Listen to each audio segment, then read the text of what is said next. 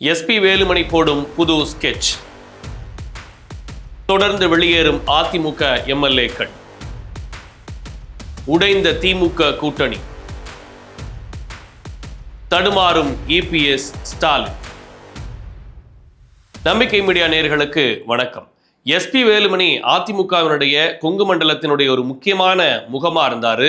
அவர் தான் இன்னைக்கு நம்மளுடைய பேசு பொருளா இருக்கிறார். தாவேக்க ஆட்சி அமைக்கிறதுல மிகப்பெரிய ஒரு கஷ்டமான சூழல் இருந்துச்சு. 108 இடங்களை கையில வச்சுக்கிட்டு பெரும்பான்மை கிடைக்காம விஜய் தவிச்சுக்கிட்டு இருந்த போது இடதுசாரிகளும் விசிகாவும் அவருக்கு ஆதரவு கொடுத்தாங்க. ஐயுஎம்எல் அவருக்கு ஆதரவு கொடுத்தாங்க. இன்னைக்கு நிலைமையே வேற. திமுக கூட்டணியிலிருந்து தான் நாங்க விஜய்க்கு ஆதரவு கொடுத்துருக்குறோம் அப்படின்னு சொன்ன எல்லாருமே இன்னைக்கு விஜய் பக்கம் வந்துட்டாங்க. அப்படி இருக்கக்கூடிய நிலையில பாஜக தன்னுடைய கொள்கை எதிரி அப்படின்னு சொல்லிக்கிட்டு இருந்தாரு. அந்த கொள்கை எதிரியோட கூட்டணியில இருந்தவங்க தான் அதிமுக.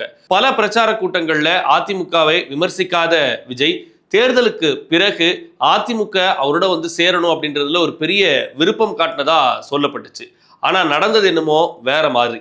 அதிமுக ஒரு பெரிய தோல்வியை சந்திச்ச பிறகு உட்கட்சி பூசல் பெரிய அளவுல வெடிச்சது. எடப்பாடி பழனிசாமியினுடைய தலைமை சரியில்லை அப்படின்ற குரல் வலுவா அங்க ஒலிக்க ஆரம்பிச்சது. இதுல சிவி சண்முகமும் எஸ்பி வேலுமணியும் சேர்ந்து ஒரு தனி குரூப்பை உருவாக்குனாங்க. 108 பெரும்பான்மை இல்லாம இருந்த போது 118 இவங்க எல்லாரும் ஆதரவு கொடுத்து வெற்றி பெற்று சிஎம்ஆ ஆன பிறகு எல்லா தலைவர்களையும் விஜய் போய் சந்திச்சார். அதுல எடப்பாடி பழனிசாமி மட்டும் சந்திக்கல. ஆனா அதிமுகவில் இன்னொரு பிரிவா இருந்த சிவி சண்முகம் எஸ்பி வேலுமணி தரப்பினரை போய் சந்திக்கிறார். அதுக்கு பிறகுதான் சட்டப்பேரவையில பெரும்பான்மை நிரூபிக்கக்கூடிய வாக்கெடுப்பு நடக்குது. அந்த வாக்கெடுப்புல சிவி சண்முகம் எஸ்பி வேலுமணி தரப்பினர் எடப்பாடி பழனிசாமியுடைய உத்தரவையும் அதிமுகவினுடைய கொறடா உத்தரவையும் மீறி விஜய்க்கு வாக்களிக்கிறாங்க. உறுதியா முதலமைச்சர் சீட்ல உட்கார்றாரு விஜய். அப்பையில இருந்தே அதிமுகல மிகப்பெரிய உட்கட்சி பூசல் வெடிக்க ஆரம்பிச்சிருச்சு. அதுல ரொம்ப அப்பட்டமா வெளியில தெரிஞ்சது என்ன அப்படின்னு சொன்னா, எஸ்பி வேலுமணி தரப்பும் சிவி சண்முகம் தரப்பும் அவங்க கூட இருக்கக்கூடிய எம்எல்ஏக்கள் எல்லாருமே சேர்ந்து விஜய்க்கு ஆதரவு தெரிவிச்ச போதுதான் முழுமையா எல்லாரும் அந்த பக்கம் இருக்கிறாங்க அப்படின்னு தெரிய வந்துச்சு. இந்த நிலையில சிவி சண்முகமும் எஸ்பி வேலுமணியும் ஒரே அடியா ரிசைன் பண்ணிட்டு அந்த பக்கம் போயிடலாம் அப்படின்ற மாதிரி எல்லாம் இருக்கிறாங்கன்னு நிறைய பேச்சுகள் அடிபட்டுச்சு. ஆனா அவங்க அதிமுகல இருந்து வெளியேற விரும்பல.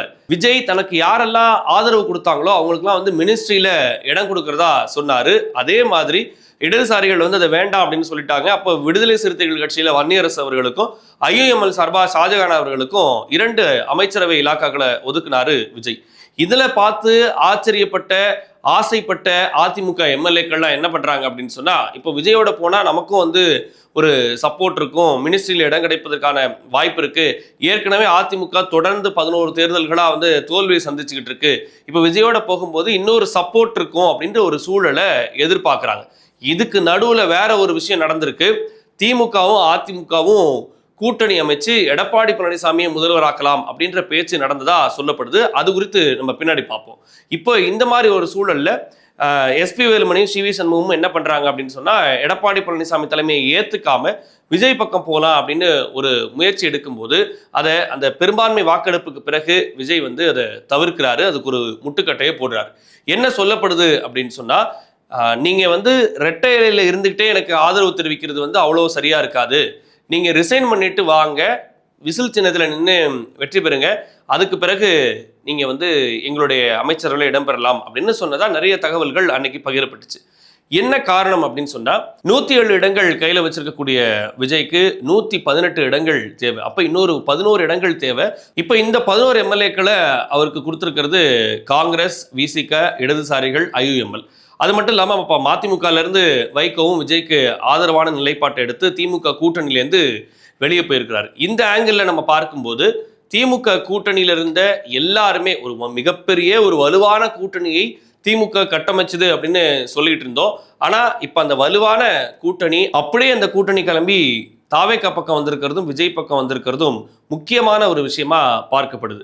இந்த நிலையில இவங்க எல்லாருமே, அதாவது இடதுசாரிகளை வச்சுக்கிட்டு நம்ம தொடர்ந்து இந்த ஆட்சியை நடத்த முடியாது, அவங்க ஏதாவது ஒண்ணுன்னா போராட்டத்துக்கு போயிடுவாங்க, அப்போ நமக்கு ஒருவேளை அவங்களுடைய வாபஸ் வாங்கிட்டாங்கன்னா என்ன பண்றது, அந்த மாதிரியான நிலைப்பாடு இருக்கும்போது இந்த ஆட்சியை தொடர்ந்து நம்மளால ரன் பண்ண முடியுமா அப்படின்ற கேள்வி விஜய்க்கு வருது.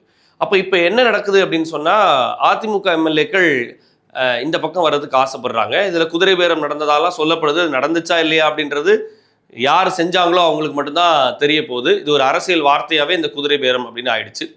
அதிமுகல இருந்து முதல் கட்டமா 4 எம்எல்ஏக்கள் வந்து வெளியில வந்துடுறாங்க. அதுக்கு பிறகு விஜய் ராஜினாமா ஏற்கனவே பண்ணியிருக்காரு. திருச்சி கிழக்குல போட்டிட்டாரு, பெரம்பூர்ல போட்டிட்டாரு, திருச்சி கிழக்கையும் ரிசைன் பண்ணிடுறாரு. அப்புறம் விஜயபாஸ்கர் வெளியில வந்துடுறாரு, விஜயபாஸ்கர் வெளியே வந்துடுறாரு. அப்புறம் விஜயபாஸ்கர் அவரும் வெளியில வந்துடுறாரு. இப்படியாக 7 தொகுதிகளுக்கு இடைத்தேர்தல் தயாராகிடுச்சு. 6 அதிமுக எம்எல்ஏக்கள் வந்து இப்போ வெளியில வந்துட்டாங்க. அதுல வந்து விஜயபாஸ்கர் 2 விஜயபாஸ்கர் இன்னும் விஜய் பக்கம் போனதா இன்னும் அறிவிக்கல. விரைவில் அது நடக்கும் அப்படின்னு சொல்லப்பட்டிருக்கு.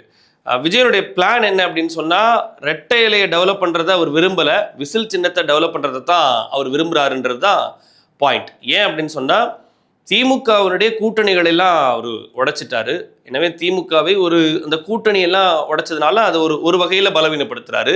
ஆனா இங்க அதிமுகவே உடைச்சிட்டாரு அப்படின்னு தான் சொல்ல முடியும். இப்ப எடப்பாடி பழனிசாமியோட தலைமையை மறுபடியும் நாங்க ஏத்துக்கிறோம் அப்படின்னு சொல்லிட்டு அந்த நம்பிக்கை வாக்கெடுப்பெல்லாம் முடிஞ்ச பிறகு மறுபடியும் எஸ்பி வேலுமணி போய் சந்திக்கிறாரு. மன்னிப்பு கடிதம்லாம் கொடுத்து சேர்த்துக்கலாம் அப்படின்னு சொல்லிட்டு ஒரு பேச்சுவார்த்தை நடக்குது. ஆனால் சிவி சண்முகம் வந்து அது நடுவில் ஒரு ப்ரெஸ் மீட்டை கொடுத்து தன்னுடைய மகனுடைய வளர்ச்சிக்காக அவர் அரசியலுக்கு கொண்டு வர பார்க்குறாரு, கட்சிக்கு உழைச்சவங்களாம் அவர் வந்து கண்ணுக்கே தெரியல அப்படின்ற மாதிரி ஒரு ஆவேசமான ப்ரெஸ் மீட்டை வந்து சிவி சண்முகம் வந்து கொடுத்துருந்தாரு. எஸ்பி வேலுமணி ஓரளவு ஓகே அவருடைய போகலாம் அப்படின்ற ஒரு எண்ணத்தில் இருந்தபோது இப்போ அதில் வேற ஒரு சிக்கல் எழுந்திருக்கு. எனக்கு மட்டும் துணை பொதுச் செயலாளர் கொடுத்தா நான் வந்து எப்படி ஒத்துக்கிறது? என்னை நம்பி 30 மாவட்ட செயலாளர் வந்தாங்க, அவங்களுக்குலாம் எப்போ பதவி கொடுக்க போறீங்க? ஏன்னா இவர் எல்லா பதவியும் மாத்திட்டாரு. அவருக்கு எதிராக பேசினாவே வந்து பதவியை பறிக்கிறது தான் எடப்பாடி பழனிசாமியுடைய வழக்கமா இருக்கு. அது வந்து கட்சியினுடைய நிலைப்பாடுன்னு நம்ம சொல்ல முடியும். தலைவர் எடுக்கிறது தான் முடிவு, பொதுச் செயலாளர் எடுக்கிறது தான் முடிவு. ஆனால் எஸ்பி வேலுமணி பின்னாடி இருந்த 30 மாவட்ட செயலாளர்கள் பாதிக்கப்பட்டிருக்கிறாங்க. அதனால வந்து என்னால் வந்து போக முடியாது அப்படின்ற ஒரு நிலைப்பாட்டை இன்னைக்கு எஸ்பி வேலுமணி சொல்றாரு. இப்படி இருக்கக்கூடிய நிலையில ஏற்கனவே 7-8 தொகுதிகள் வந்து காலியா போயிடுச்சு. இப்போ எஸ்பி வேலுமணி தரப்பினர் அவரை சார்ந்த ஆட்கள் சிவி சண்முகம் இவங்க எல்லாருமே வந்து ரிசைன் பண்ணுவாங்க அப்படின்ற மாதிரியான தகவல்கள் தொடர்ந்து சொல்லப்படுது. இந்த நிலையில தோழமை கட்சிகளுடைய கூட்டத்தை வந்து விஜய் அவர்கள் ஏற்பாடு செய்கிறாரு.